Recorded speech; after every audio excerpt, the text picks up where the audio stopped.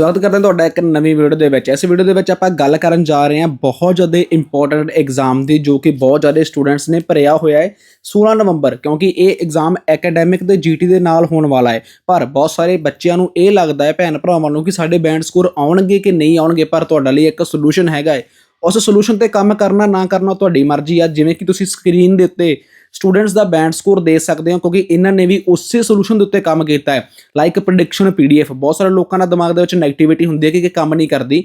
ਜੇਕਰ ਕੰਮ ਨਹੀਂ ਕਰਦੀ ਸੀ ਤਾਂ ਸਾਡੇ ਸਕੋਰ ਕਦੇ ਵੀ ਇੰਨੇ ਵਧੀਆ ਨਾ ਆਉਂਦੇ। ਜੇਕਰ ਸਾਡੀ ਪ੍ਰੈਡਿਕਸ਼ਨ PDF 100% ਵਰਕ ਕਰਦੀ ਹੈ, ਦੈਟ ਇਜ਼ ਅ ਰੀਜ਼ਨ ਕਿ ਇੰਨਾ ਵਧੀਆ ਸਕੋਰ ਆਪਾਂ ਨੂੰ ਦੇਖਣ ਨੂੰ ਮਿਲਿਆ। ਪਰ ਇਹਦੇ ਲਈ ਤੁਹਾਨੂੰ ਹਾਰਡ ਵਰਕ ਕਰਨਾ ਪਊਗਾ, ਤੁਹਾਨੂੰ ਮਿਹਨਤ ਕਰਨੀ ਪਊਗੀ। ਤੁਸੀਂ ਡਾਇਰੈਕਟ ਚਾਰੇ ਮੋਡਿਊਲ ਲੈ ਸਕਦੇ ਹੋ ਸਿਰਫ 500 ਰੁਪਏ ਦੇ ਵਿੱਚ, ਓਨਲੀ 500, ਤੇ ਡਾਇਰੈਕਟ ਮੈਸੇਜ ਕਰ ਸਕਦੇ ਹੋ ਸਾਨੂੰ WhatsApp ਦੇ ਉੱਤੇ। WhatsApp number you can see on your screen. Must subscribe this channel and like this video. Overseas, phoning the student accommodation office of a college in the UK for some information. First, you have some time to look at questions 1 to 4 on page 2.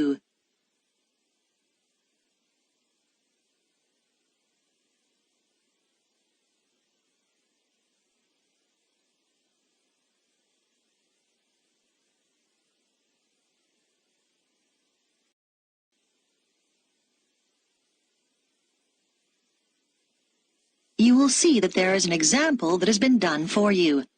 On this occasion only, the conversation relating to this will be played first. College Accommodation Bureau, Darren speaking. How may I help you? Oh, good morning. I'm starting at the college in September and I need to find some accommodation. Right. Well, there are various options. The first one is to stay in college accommodation. That'd be a single room. The first type of accommodation is a single room in the college, so single room has been written in the space. Now we shall begin. You should answer the questions as you listen, because you will not hear the recording a second time. Listen carefully and answer questions 1 to 4. College Accommodation Bureau, Darren speaking. How may I help you? Oh, good morning. I'm starting at the college in September and I need to find some accommodation. Right. Well, there are various options. The first one is to stay in college accommodation. That'd be a single room. How much would that cost? Well, it depends. For a standard room, you're looking at £3,276 for the year. That's just for a room with wash basin. Or £3,834 if you want an ensuite. That's with your own small bathroom. I see. That's more than I expected. It does include heating. That's quite a saving because energy costs can be high, especially in winter. Does it include meals as well? No. All our rooms are self-catering now. There's a shared kitchen on each corridor where you can cook if you want to, or there are plenty of places to eat out on campus. Okay. And you said that's the price for the whole year? Well, you pay annually, but actually it's for 36 weeks. It doesn't include holidays. You have to vacate the room then. Oh, I'd need somewhere to stay in the holidays. I can't afford to go home. The flights are too expensive. Well, there is another option. Several families who either work at the college or have children studying here offer visiting students a room in their homes. Oh? We call this arrangement home welcome, and we've still got a few places left at the moment. You pay £150 per week, and that includes breakfast, a packed lunch, and dinner, as well as heating. Is there a contract? Do you have to stay for the whole year? No, it's flexible. It sounds really good, but I'm not sure. I really want to be a little more independent. Before you hear the rest of the conversation, you have some time to look at questions 5 to 10 on page 2.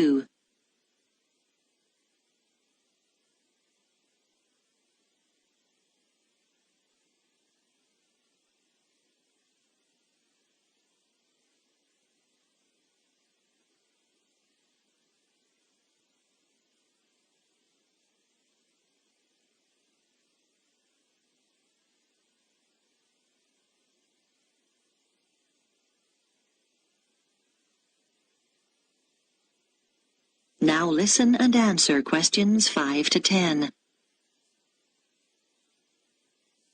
What about finding somewhere to live off campus? Yes, you can rent a property in town privately. You might want to rent a room in a shared house. You'd have a room of your own and share the kitchen and bathroom with other students. What about if I don't want to share? You can get what we call a studio. They're often quite small, but they'll have everything you need. Right. How much would those two options cost? Well, prices vary depending on which part of town the property's in. Generally speaking, the cheapest is around £275 a month for each student. Oh, that's not too bad. Yes, but it can also be as high as £490, and then you'll have to pay all your other bills. What sort of amount would I be looking at for those? Well, last year, students were paying on average about £43 per month each for gas and electricity. This year, it'll probably be somewhere in the region of £48. That's a lot. Yes, they've gone up quite a bit, and on top of that, you have to pay for water, and that'll probably be around £9. That didn't occur to me. And I guess I'd have to pay for transportation, too. That's right. Most of these properties are quite a long way from the college. Oh, it just gets worse and worse. What's the minimum contract on this type of accommodation? 6 months. And you have to pay a deposit. But of course, you can stay there over the holidays. That's true. And you'd have to provide references. They want 2 from someone in this country. I see. But that's not a problem. If you do choose this option, we can't find the property for you. You'd have to go through the estate agent which manages the property for the owner. Right. Thanks. Well, I think I'd like to see what's available privately. Could you give me the estate agent details? That is the end of section 1. You now have half a minute to check your answers.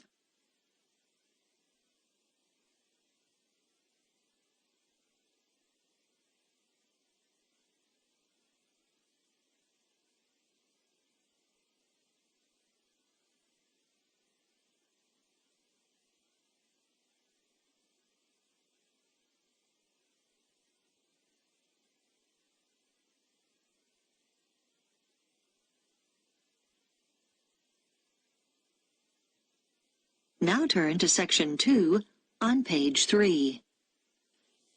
Section 2. You will hear an audio guide introducing visitors to a museum. First, you have some time to look at questions 11 to 15 on page 3.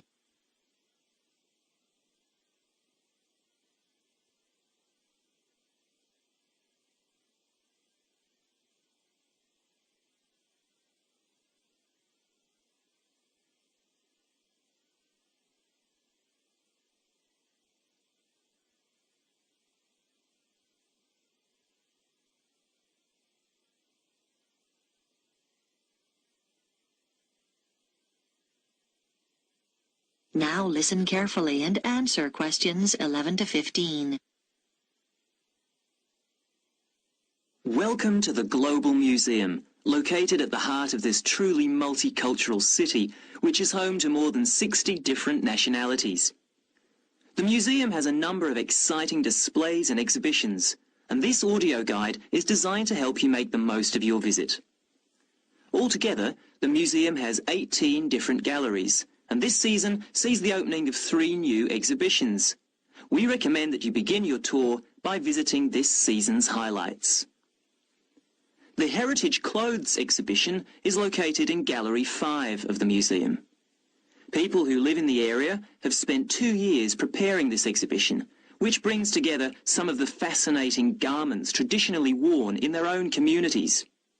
They researched the history of their community's clothing traditions and the customs and rituals associated with them.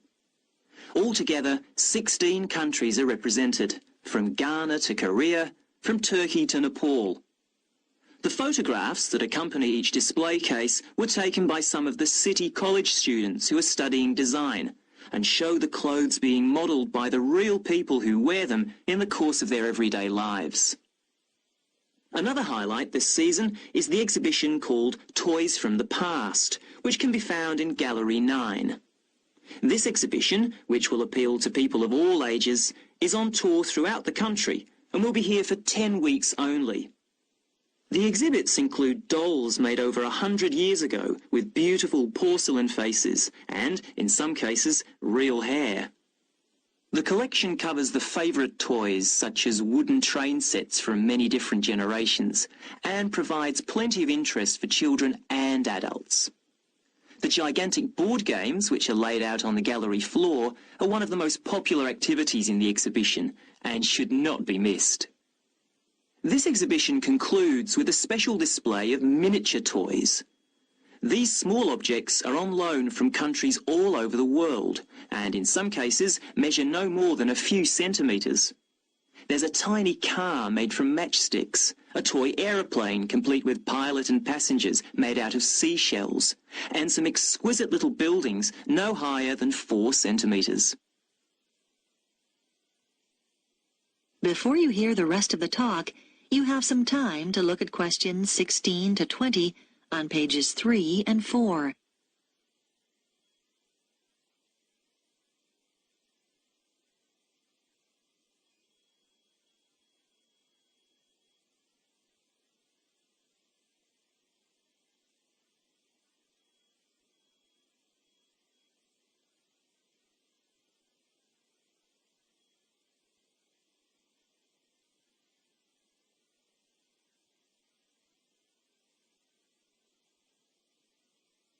Now listen and answer questions 16 to 20. The final gallery highlight of the season is the Biscuit Gallery at number 15. Many years ago, this city was famous for its biscuits, although today the factory no longer exists. Did you know, for example, that before biscuits were packed in paper or cardboard boxes, biscuit tins were fashion items? The factory made tins, round, square, triangular, hexagonal, for a whole range of different occasions, to celebrate national events, festivals, famous faces and so on. One fascinating display deals with people's favourite biscuits. There are sweet biscuits and savoury ones, biscuits filled with jam and biscuits filled with currants, biscuits with pink, yellow and white sugar icing, or coloured sugar flowers. When the factory finally closed, it announced that people's favourite biscuit was not, as you might expect, a chocolate biscuit or one filled with jam and cream, but a plain, savoury one which was eaten with cheese. When you get to the end of the exhibition, there's an entertaining hands-on activity to fill your own biscuit tin. All the biscuits ever produced by the company are piled up on a table along with various tins. The biscuits are made out of thin pieces of wood, but the weight, colours and shapes replicate the original biscuits. Your job is to fill a tin with biscuits so that when the lid is taken off, they sit there as neatly as they did when the job was done by machine. It's not as easy as it looks. If you would like to buy a memento of your visit, there is a museum gift shop selling postcards, souvenirs and handmade pottery next to the information desk on the ground floor. And finally, if you don't want to carry your coats and bags around with you during your visit, please make use of the free lockers provided by the museum. Enjoy your visit. That is the end of section 2. You now have half a minute to check your answers.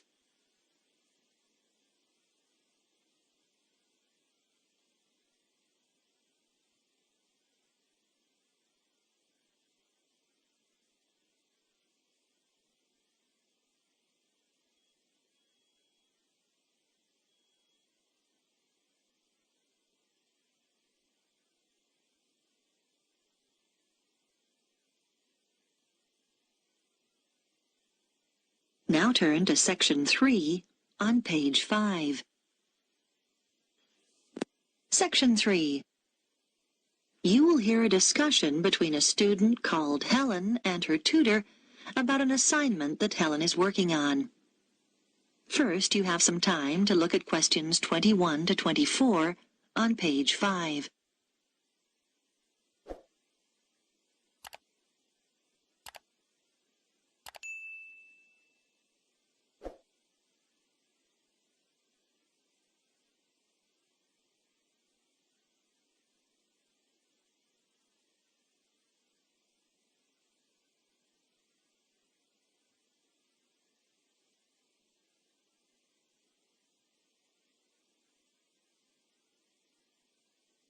Now listen carefully and answer questions 21 to 24. Come in, Helen. How can I help you? Well, I'm doing research for the anthropology assignment, and I was hoping to check a few details. Sure. You chose the topic of Pacific Island tapa cloth, didn't you? What have you found out so far? Well, I was going to introduce my assignment by saying that the tapa cloth is a fabric made from bark, just the outer layer of the trees. It's particularly common in the Pacific Islands, but not exclusive to them. In fact, many other peoples around the world have made high-quality cloth from bark. But what sets Pacific tapa apart is the incredible variety of roles it's played in this region. Yes, nice introduction. Though I think you could be more specific regarding dates. Okay, so what about the raw materials used? Well, tapa cloth is made from several species of tree. In the Pacific, the paper mulberry tree is most common, but it doesn't thrive in all conditions. In fact, it wasn't originally found in the islands, but was carried in their canoes by the first migrants. Tapa is also made from the breadfruit tree, which is convenient because its fruit is a staple food. The paper mulberry tree is only grown for tapa making, though. Yes, that's good. Now, what about the Maori people here in New Zealand? But the Māori don't make tapa now. That's right, and you need to account for it. We know that when Maori migrated here from the other Pacific Islands, they were prepared to make tapa because they brought the paper mulberry tree with them. The thing was, after they'd been in New Zealand a bit, they found the flax plant, which is superior to tapa because it makes a stronger fabric. By the time Europeans arrived in the 18th century, Maori were making all their fabric from flax and had been for some time. Okay. So, with the production process itself, first the inner bark is beaten with wooden hammers to soften the fibres. Then the different pieces are glued together using an adhesive paste made from the arrowroot tuber. This is the only way to fabricate large pieces of cloth because bark strands are too fine to be woven together and stitching isn't strong enough. Before you hear the rest of the discussion, you have some time to look at questions 25 to 30 on page 6.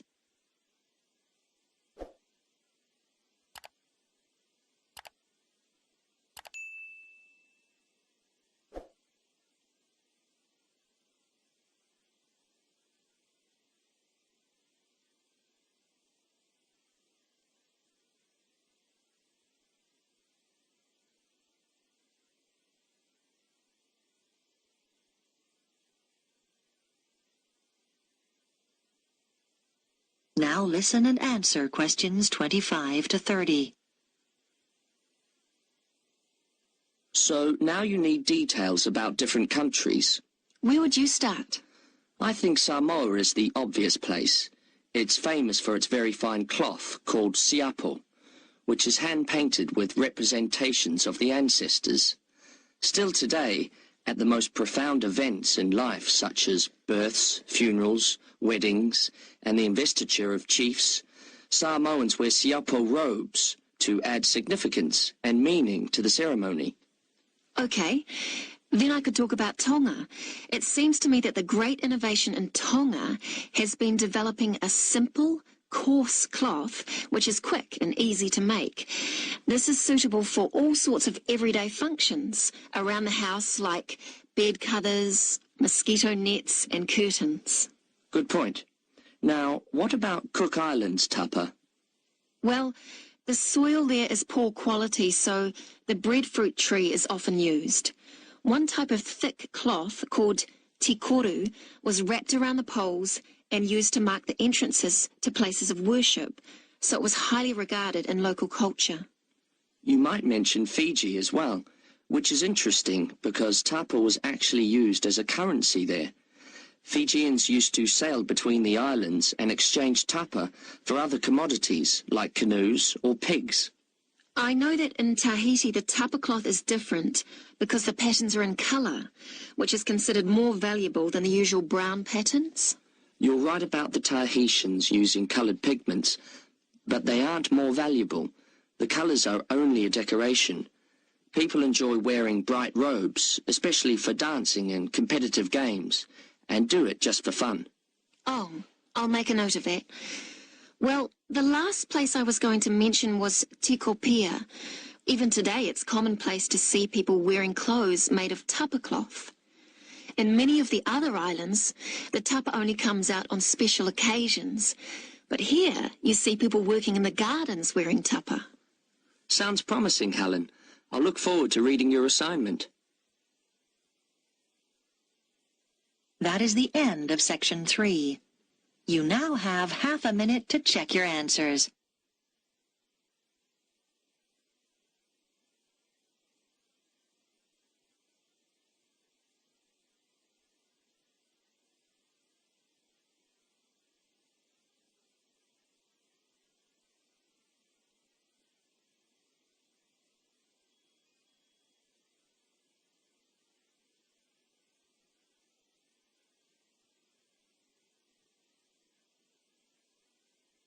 Now turn to section 4 on page 7. Section 4. You will hear part of a talk about research into learner persistence given by a university lecturer to her colleagues. First, you have some time to look at questions 31 to 40 on pages 7 and 8.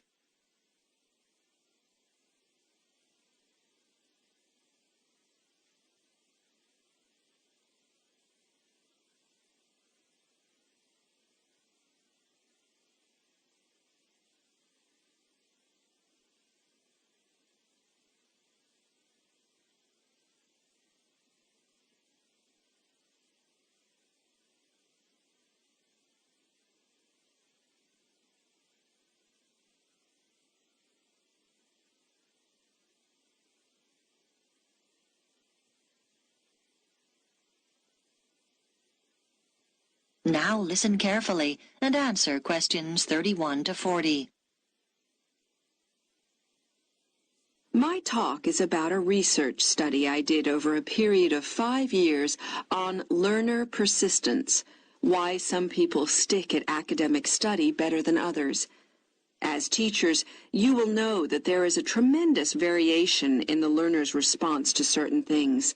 For example, a short period of illness might completely destabilize some students and cause them to give up their degree studies. Other learners might overcome tremendous difficulties to stay the course.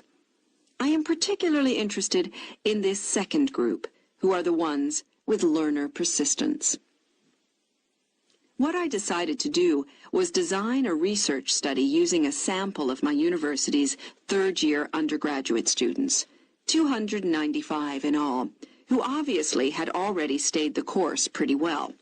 The sample was drawn from a range of ages, but there was deliberately a significant number of mature students, and all respondents were living at home in the local region. I wanted to have this element of consistency, not having some coming from outside the area and living in university accommodation. It should be noted, though, that there was significant variation in home background to reflect the variation in our student population. I designed questionnaires which were devised to elicit what their concerns had been as they started the course, and what had sustained them throughout the 3 years. Findings from the first section indicated that their worries when they started varied from financial concerns, though this had not been as strong as I expected, to career prospects.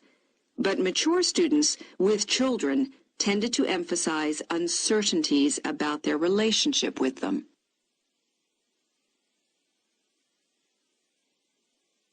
The second section of my questionnaire looked at learner persistence under three main headings: social and environmental factors, other factors, and intrinsic or personal characteristics. I identified three levels of importance for each of these. At the first level, those points identified by participants as most important in learner persistence. For social factors, many respondents said how crucial it had been to have good support. Though there was no one specific source, it could be family or friends. As regards other factors, students are heartened not so much by high grades, but by what they regard as success in study. And for personal characteristics, many respondents reported that they took pleasure in challenge, and that this was regarded as very significant.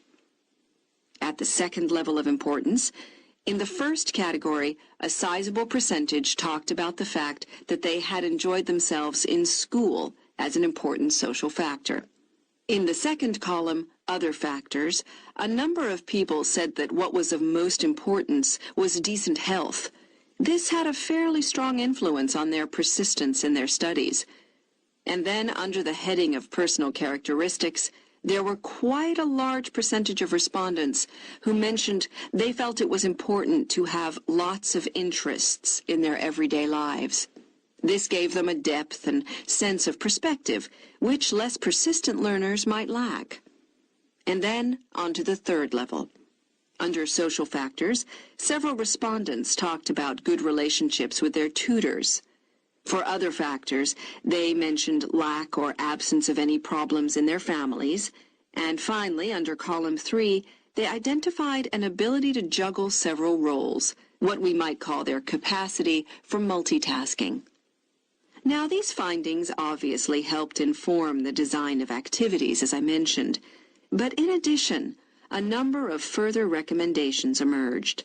Firstly, I propose that the department distributes questionnaires to first-year students to help get an idea of their maturity when starting the course. This is really our overriding concern. Secondly, I recommend we look into ways of offering induction courses for some selected students to allow them to take on the role of advisors.